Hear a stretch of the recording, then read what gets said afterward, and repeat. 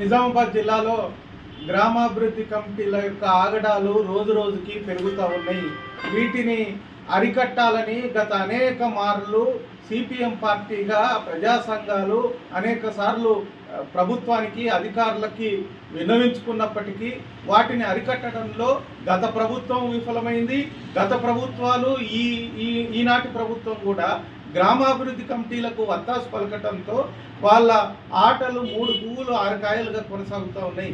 అందులో భాగంగానే ఈరోజు ఎర్గట్ల మండలం తిమ్మాపూర్కు సంబంధించినటువంటి గ్రామాభివృద్ధి కమిటీ ఆ గ్రామంలో తాము నిర్ణయించినటువంటి గీత కార్మికులకు విధించినటువంటి పన్నులు కట్టడం లేదు గ్రామాభివృద్ధి కమిటీకి అనే పేరుతోటి ఈరోజు మొత్తం అక్కడ ఉన్నటువంటి గీత కార్మికులందరినీ గ్రామ బహిష్కరణ చేసి నెలలు గడుస్తున్నా జిల్లా యంత్రాంగం కానీ పోలీసులు కానీ స్పందించి సకాలంలో చర్యలు తీసుకోకపోవడంతో నిన్న ఏదైతే పండగ రోజు గుడికి వెళ్దామన్నా శ్రీరామనవమి రోజు పూజలు చేసుకోవటానికి కూడా మహిళలకి అవకాశం కల్పించకుండా కట్టడి చేసినటువంటి పరిస్థితి ఉన్నది.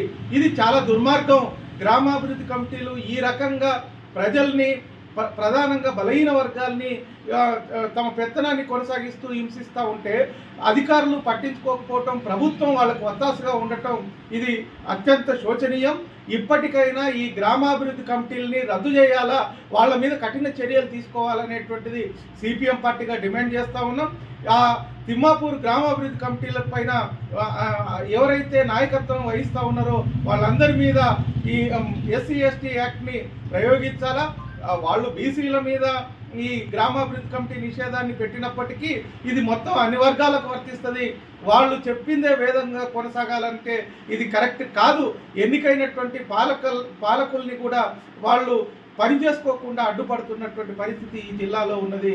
కాబట్టి వెంటనే వీటి మీద చర్యలు తీసుకోవాలని సిపిఎం పార్టీగా డిమాండ్ చేస్తాం.